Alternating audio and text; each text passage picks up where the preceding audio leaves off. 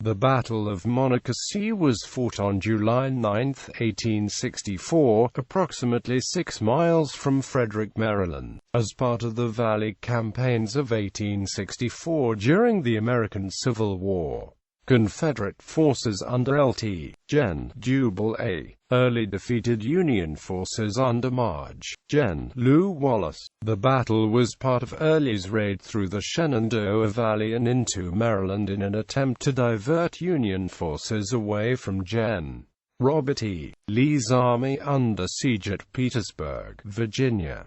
The battle was the northernmost Confederate victory of the war. While the Union troops retreated to Baltimore, Maryland, the Confederates continued toward Washington, D.C., but the Battle at Monocacy delayed Early's march for a day, allowing time for Union reinforcements to arrive in the Union capital. The Confederates launched an attack on Washington on July 12, but were unsuccessful and retreated to Virginia. Background: in May and June, as part of the Valley Campaigns of 1864, Union General-in-Chief Lt.Gen. Ulysses S. Grant planned a coordinated movement of troops against Confederates in Virginia. It was during this campaign that Lt.Gen. Jubal A's Confederates defeated Union forces to open a path to Washington, D.C.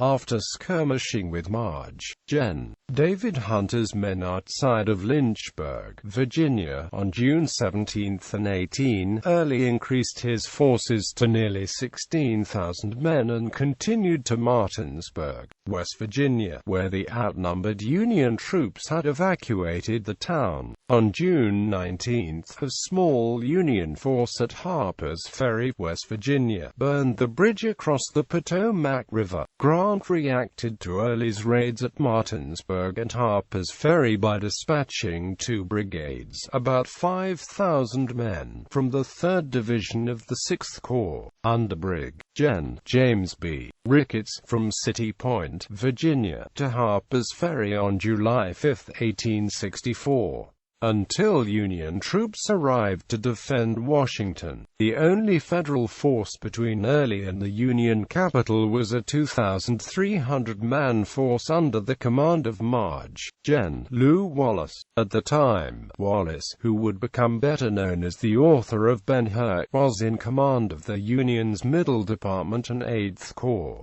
based in Baltimore. Few of Wallace's men had ever seen battle, and although Wallace had experience as a battlefield commander, having been the Union Army's youngest major general at the time of his promotion, his military career faltered after he was blamed for the high casualties taken on the first day at the Battle of Shiloh. In the meantime, agents of the Baltimore and Ohio Railroad at Cumberland, Maryland, and Harper's Ferry reported signs of Early's advance on June 29.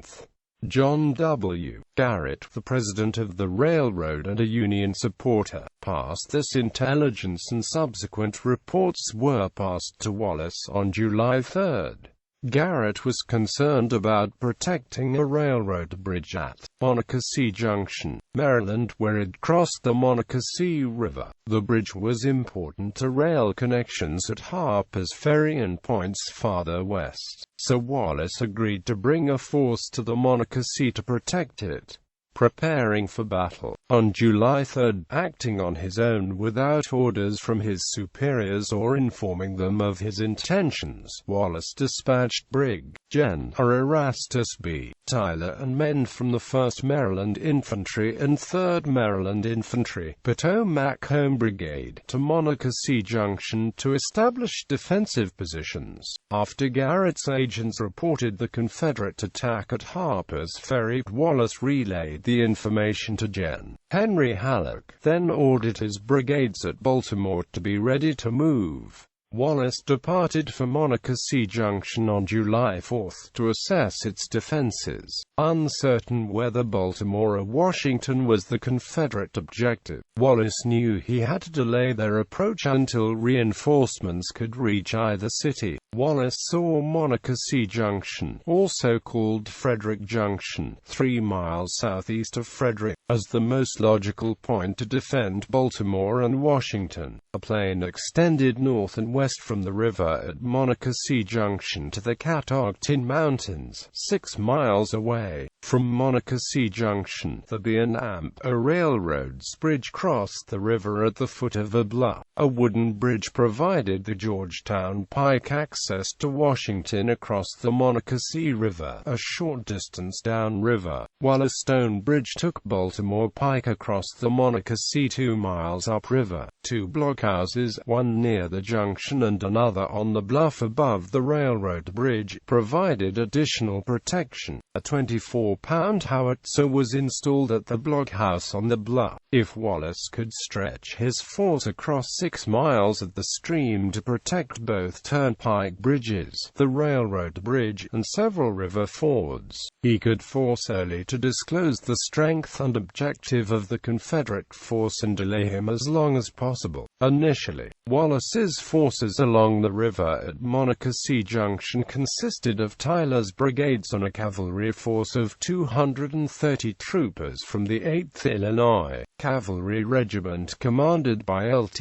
Colonel David R. Clarendon. Wallace moved in additional troops to assist them, including the 11th Maryland, a field artillery unit, and Ohio units from Annapolis and Baltimore. Wallace's men skirmished with Early's cavalry west of Frederick on July 7, but later retreated toward Monocacy Junction to avoid being surrounded. Following the skirmishing on July 7 and 8, when Confederate cavalry drove Union units from Frederick, Early demanded and received $200,000 ransom to save it from destruction. Wallace's prospects improved when word arrived that the 1st contingent of 6th Corps troops, commanded by Ricketts, had reached Baltimore. Although they were originally ordered to travel by rail to Harper's Ferry, Ricketts and about 3,300 of his men arrived at Monocacy Junction, where Wallace stopped them on the evening of July 8. Ricketts agreed to remain at the Monocacy to assist Wallace. When Wallace informed Halleck that the Confederates were threatening the road to Washington, Halleck wired Grant to send reinforcements to the capital. The Union troops at Monocacy Junction would have to delay Early's troops, who were within a 2-day march of Washington. On Saturday, July 9, the combined forces of Wallace and Ricketts, about 6,800 men, were positioned at the bridges and fords of the river. The higher elevation of the river's east bank formed a natural breastwork for some of the men, while Tyler's brigade occupied the 2 blockhouses and trenches his soldiers had dug near the bridges. Ricketts's division occupied the Thomas and Worthington farms on the Union left, using the fences as breastworks. Confederate troop estimates ranged from 14,000 to 28,000 men, nearly double the size of the Union forces. Opposing forces. Union-Confederate battle. Wallace's objectives for the battle were simple: keep the road to Washington secure as long as possible and maintain a line of retreat for his men. On July 9, between 9 and 10 a.m., Confederate March. Gen. Stephen Dodson Ramseur's division encountered about 3,500 of Ricketts' men along the bluffs overlooking the bridge, where the Georgetown Pike crossed the river, while March. Gen. Robert E. Rhodes's division clashed with Tyler's brigade, who was guarding the Baltimore Pike and its stone bridge across the river. Clarendon's Union cavalry was downstream, watching the river. Prisoners taken during this phase told the Confederates that the entire 6th Corps was present, which seemed to have heightened the Confederates' caution, and they did not initially press their numerical advantage, believing that a frontal attack across the Monocacy would be too costly. Early sent Brig. Lt.Gen. John McCausland's cavalry of about 1,100 men down Buckystown Road to find a ford and outflank the Union line. McCausland crossed the Monocacy below the McKinney-Worthington Ford, about a mile downstream from the Georgetown Pike Bridge, and attacked Wallace's left flank. Due to the rolling terrain, McCausland's men did not notice that 4 regiments of Ricketts's veteran troops had taken a position along a fence separating the Worthington and Thomas farms. Consequently, the Union line was able to fire a single volley that destroyed McCausland's front line and panicked the remaining Confederates. McCausland rallied his brigade and launched another attack, but was unable to break the Union line and retreated. When the cavalry could not break the Union flank on its own, Early sent Lt.Gen. John B. Gordon's infantry division across the ford to assist in the attack. Gordon launched a 3-pronged attack with 3 brigades against Ricketts's centre on both flanks. Ricketts's right flank was pushed back, allowing the Confederates to enfilade the Union line. Pressure from Ramseur's attack on the Union centre and Confederate artillery fire from across the river kept Wallace from reinforcing Ricketts's men. Unable to hold the Union line, Wallace ordered a retreat towards Baltimore, leaving Tyler's brigade holding the Stone Bridge with a small force of men. Clarendon's cavalry remained 5 miles south on the Georgetown Pike as a rearguard. Rhodes's Confederate troops made one final push to capture the Stone Bridge about 6 p.m., but most of the Union troops were already headed toward Baltimore. At the end of the day, the outnumbered Union forces had withstood 5 attacks before they were forced to retreat. Aftermath. By late afternoon on July 9, following the northernmost Confederate victory of the war, the Federals were retreating toward Baltimore, leaving behind more than 1,294 dead, wounded, or captured. Early's army had won the field at Monocacy, but at the cost of an estimated 700 to 1,000 men killed or wounded and the loss of a day's march. Wallace telegrammed Halleck that his forces fought until 5 p.m., but the Confederate forces, which he estimated at 20,000 men, had overwhelmed them and forced a retreat. One critical objective had been accomplished. The Union troops at Monocacy Junction had delayed Early's advance on Washington by a full day. After hearing of the retreat, Grant, who was in charge of 8th Corps, put Lt.Gen. E.O.C. Waud in command of Wallace's troops. When government officials became aware of the efforts that Wallace and his men had made to save Washington, the situation changed. Wallace was restored to full command of 8th Corps and the Middle Department on July 28. With Wallace's retreat to Baltimore, the road lay open to Washington. On July 10, the Confederates began the march toward the Union capital. By midday on Monday, July 11, Early arrived at Fort Stevens, where he could see the dome of the U.S. Capitol through his glasses. With his troops straggling behind him, exhausted from the heat and the long march, Early decided to delay the attack on the fort until July 12. Although artillery exchanges and skirmishes occurred on July 11, prior to the full-scale attack, Early was too late. 6th Corps, the Union troops that Grant had dispatched to Washington, had already arrived and was prepared to defend the city. The Confederate infantry, reduced to 8,000 men, was unable to continue, and by July 14 Early had crossed the Potomac at White's Ferry into Virginia. We marched in the line of battle into a peach orchard in front of Fort Stevens, and here the fight began. For a short time it was warm work, but as the President and many ladies were looking at us, every man tried to do his best. Without our help, the small force in the forts would have been overpowered. Jubal Early should have attacked earlier in the morning, but Early was late. Elisha Hunt Rhodes, 1st Rhode Island Volunteers, July 12, 1864.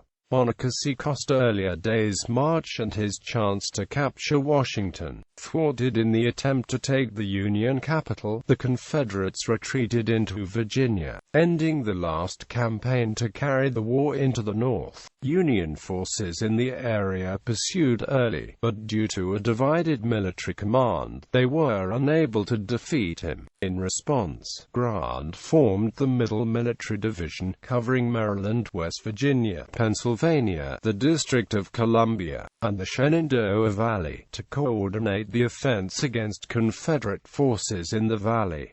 General Early wrote in a report of the 1864 campaign. Some of the Northern papers stated that, between Saturday and Monday, I could have entered the city, but on Saturday I was fighting at Monocacy, 35 miles from Washington, a force which I could not leave in my rear, and after disposing of that force and moving as rapidly as it was possible for me to move, I did not arrive in front of the fortifications until afternoon on Monday, and then my troops were exhausted. Grant assessed Wallace's delaying tactics at Monocacy in his memoirs. If Early had been but 1 day earlier, he might have entered the capital before the arrival of the reinforcements I had sent. General Wallace contributed on this occasion by the defeat of the troops under him. A greater benefit to the cause than often falls to the lot of a commander of an equal force to render by means of a victory. In late July, Wallace gave orders to collect their bodies of the dead and bury them on the battlefield. He also proposed a monument to be erected on the site with an inscription that would read, "These men died to save the national capital, and they did save it." Battlefield preservation. The battlefield remained in private hands for more than 100 years before portions of it were acquired in the late 1970s to create the Monocacy National Battlefield. The park was dedicated in July 1991. 5 monuments were erected at the site, including tributes to Union troops from New Jersey, Vermont, and Pennsylvania, as well as the Confederate force who fought in the battle. In popular culture, the American independent film, No Retreat from Destiny, The Battle That Rescued Washington, is a 2006 docudrama that features the Battle of Monocacy.